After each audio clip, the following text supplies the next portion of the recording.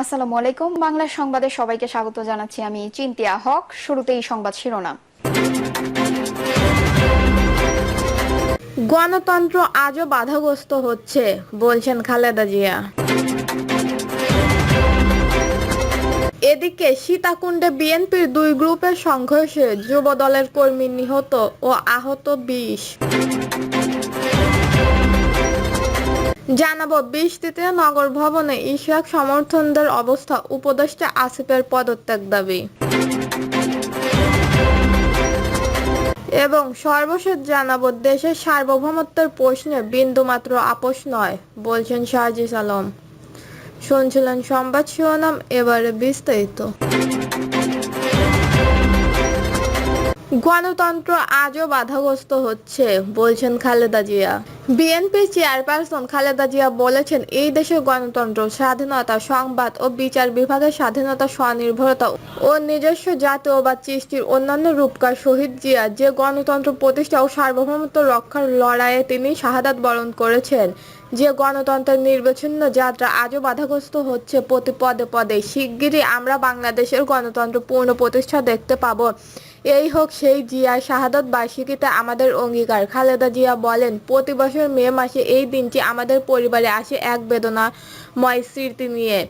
এই দিনে শুধু আমাদের পরিবারে বরং সমগ্র দেশেই হয়ে ওঠে পড়েছিল বেদনায় এবং অভিভাবহীন। আমাদের প্রিয় মাতৃভূমি বাংলাদেশের সঙ্গে জড়িয়ে থাকা এক অবিচ্ছেদ নাম শহীদ প্রেসিডেন্ট জিয়াউর রহমান, যে চট্টগ্রাম থেকে স্বাধীনতার ঘোষণা করে তিনি এদেশের সঙ্গে তার নাম অবিচ্ছেদ করেছিলেন। সেই চট্টগ্রাম এক সফল, সৎ, দূরদর্শী ও প্রকৃত দেশপ্রেমিক প্রেসিডেন্ট হিসাবে নিজের জীবন উৎসর্গ করেছেন। তিনি বলেন, গণতন্ত্রকে প্রতিষ্ঠার লক্ষ্যে সুশৃঙ্খল এড়িয়ে চলার জন্য আমি বিএনপির সব পর্যায়ের নেতাকর্মীদের ও দেশবাসীর প্রতি আহ্বান জানাচ্ছি। মনে রাখবেন, সবার জন্য গণতন্ত্র ও উন্নয়নের মাধ্যম, সব সমস্যার সমাধান যে রাজনীতি শহীদ জিয়া রেখে গেছেন তা বাস্তবায়নের মাধ্যমে তার প্রতি শ্রদ্ধা জানানো হবে। সীতাকুণ্ডে বিএনপির দুই গ্রুপের সংঘর্ষ, যুবদলের কর্মী নিহত ও আহত ২০। চট্টগ্রামের সীতাকুণ্ডে বিএনপির দুই গ্রুপের সংঘর্ষে কলিমুদ্দিন নামে যুবকের এক কর্মী নিহত হয়। আহত হয়েছেন সাখাওয়াত নামে যুবকদের আরেক কর্মী। নিহত করিম সাতক্ষীরার বাওয়ারাঢালা ইউনিয়নের ফেরাইনগর এলাকার মৃত আব্দুল নাসেরের ছেলে। তিনি বিএনপির নেতা শরীফের অনুসরণী। আহত সাখাওয়াত যুবদলের নেতা ইসমাইলের অনুসারী বলে জানিয়েছেন পুলিশ। স্থানীয় বাসিন্দা ও পুলিশ সূত্রে জানা গেছে, ব্যবসায়িক বিরোধকে কেন্দ্র করে বুধবার রাতে বিএনপির নেতা শরীফের অনুসারীদের সঙ্গে যুবদলের নেতা ইসমাইল অনুসারীদের বাকবিতর্কিত হয়। এক পর্যায়ে তা সংঘর্ষণের রূপ নেয়। সংঘর্ষণে শফিকের অনুসারী কলিমুদ্দিন ও ইসমাইলের অনুসারী সাখাওয়াত গুরুতর আহত হয়। তাদের উদ্ধার করে উপজেলা স্বাস্থ্য কমপ্লেক্সে পাঠানো হয়, কিন্তু তাদের অবস্থা সংকটপূর্ণ হওয়ায় স্বাস্থ্য কমপ্লেক্স চিকিৎসায় আহত দুইজনকে চট্টগ্রাম মেডিকেল কলেজ হাসপাতালে পাঠায়। চমেক হাসপাতালের জরুরি বিভাগে নেওয়ার পর কর্তব্যরত চিকিৎসা যুবদলের কর্মী করিমউদ্দিনকে মৃত ঘোষণা করেন। ওসি মুজিবুর রহমান জানান, বিএনপি দুই গ্রুপের মধ্যে আগে থেকে ব্যবসায়িক বিরোধ চলছিল। গতকাল বুধবার রাতে সহস্রধারা ঝর্ণার টেন্ডার সহ ব্যবসায়িক বিরোধের জেরে উভয় গ্রুপের মধ্যে সংঘর্ষণের ঘটনা ঘটে। এতে শরীফ গ্রুপের অনুসারী করিমউদ্দিন নিহত হন। আহত হন ইসমাইল গ্রুপের এক কর্মী। তিনি আরও বলেন, নিহতদের মরদেহ ময়নাতদন্তের জন্য চমেক হাসপাতালের মর্গে রয়েছে। এই ঘটনায় এখন কোনো মামলা দায়ের করা হয়নি। মামলা পরবর্তীতে অভিযুক্তকারীদের বিরুদ্ধে আইনগত ব্যবস্থা নেওয়া হবে। বৃষ্টিতে নগর ভবনে ইশরাক সমর্থকদের অবস্থা, উপদেষ্টা আসিফের পদত্যাগ দাবি।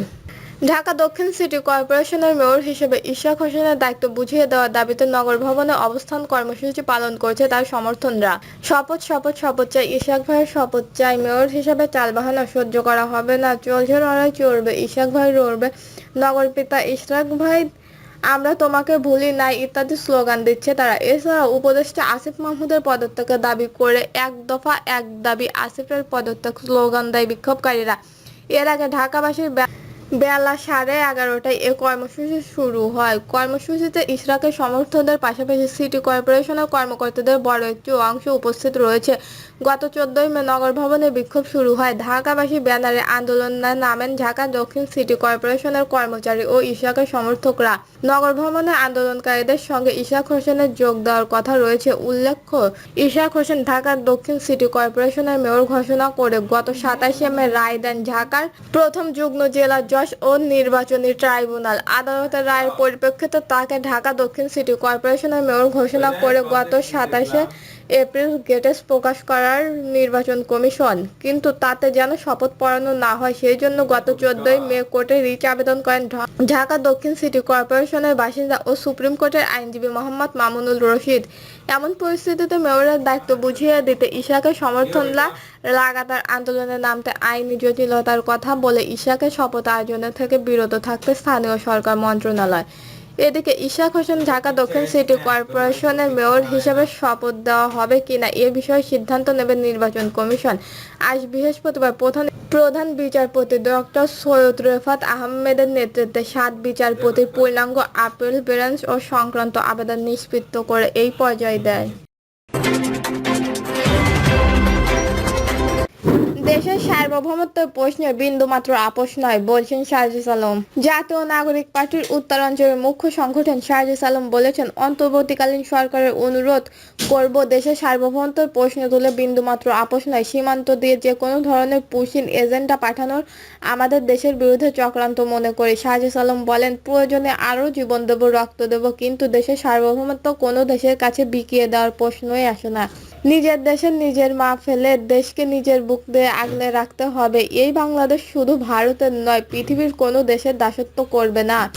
ভারতকে উদ্দেশ্য করে তিনি বলেন, যতদিন শেখ হাসিনা ভারতে আশ্রিতা থাকবে ততদিন সেই দেশের সঙ্গে বাংলাদেশের সম্পর্ক স্বাভাবিক হবে না। সম্পর্ক স্বাভাবিক ও ভালো যদি করতে চান তাহলে প্রতিবেশী হিসেবে আমাদের সঙ্গে শ্রদ্ধা ও সম্মানের সম্পর্ক রাখতে হবে। আগের মতো ওই রকম দাসত্বের সম্পর্ক আর হবে না। সার্জিস আলম বলেন, বাংলাদেশের টাকা বিদ্যুৎ প্রকল্পের নামে লুটপাট করে ভারতের আমদানি পকেট ভারী করা হয়েছে। বিদ্যুৎ প্রকল্পের নামে খুনি হাসিনার পরিবার ভারতীয় কোম্পানিগুলোর সঙ্গে সমঝোতা করতে তাদের কাছ থেকে লাখ লাখ কোটি কোটি টাকা নিয়েছে। এই চুরির টাকা দিয়ে তারা আজ দেশ ও দেশের বাইরে থেকে আপনার আমার বিরুদ্ধে ষড়যন্ত্র করেছে। পৃথিবীর যে কোনো সীমান্ত রক্ষাকারী বাহিনীদের টেক্কা দেওয়ার সক্ষমতা বিজিবির আছে উল্লেখ করে সার্জিস আলম বলেন, সক্ষমতা মানে শুধু অস্ত্রের সক্ষমতা নয়, কলিজার সক্ষমতাও থাকতে হবে। কলিজার সক্ষমতা বাংলাদেশের মানুষ বলে 71 সালে ওই রকম অস্ত্র না থাকার পরেও স্বাধীনতা অর্জন হয়েছিল। পথসভায় উপস্থিত লোকজনকে উদ্দেশ্য করে তিনি বলেন, শুধু বিজেপি না, আপনারা প্রত্যেকেই সীমান্ত একজনকে করি সীমান্ত রক্ষী। যুব সমাজ সর্বত্র জনগণকে সজাগ থাকতে হবে। কোনো আপোষ নয়, সর্বদাই লড়াই চলবে। দর্শক, এই ছিল এখনকার সর্বশেষ নিউজটি ভালো লাগলে একটি লাইক দিন, কমেন্টে আপনার মতামত জানান এবং আমাদের পাশে থাকার জন্য বেল বাটনটি অন করে রাখুন। ধন্যবাদ।